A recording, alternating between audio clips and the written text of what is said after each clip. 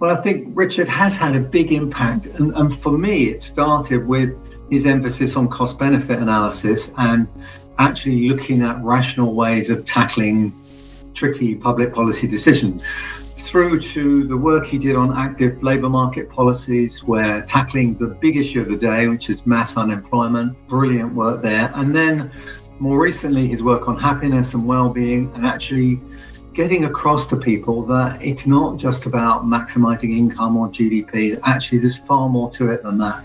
That what we should really care about is improving the quality of people's lives and reducing inequalities in their well-being.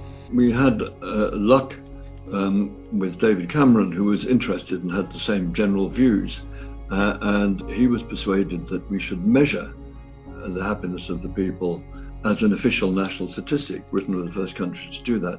The OECD then copied the questions that we had suggested to Britain, and we now have all the OECD countries doing the same thing. But it's still a way to go before they make that actually the operational target of their government. I think the improving access to psychological therapies program, which is now world famous, wouldn't have happened without Richard.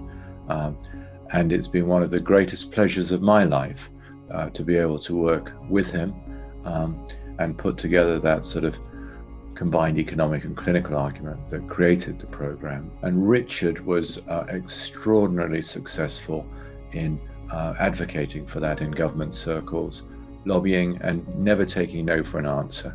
If you want something to happen, it's not good enough just to write about it. It's not good enough to talk to the civil servants about it.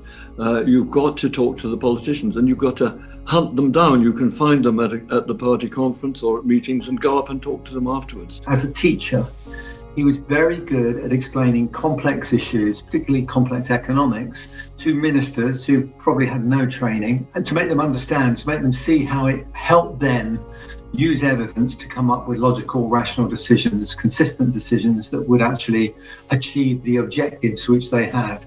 Almost every stage of my research career, I've had some money from the ESRC, but I suppose I'm most proud of the Centre for Economic Performance, which has become one of Europe's, I think I could say the world's leading research institutes in economics, which has contributed, I think, hugely to do interdisciplinary work that is of huge importance to people's lives.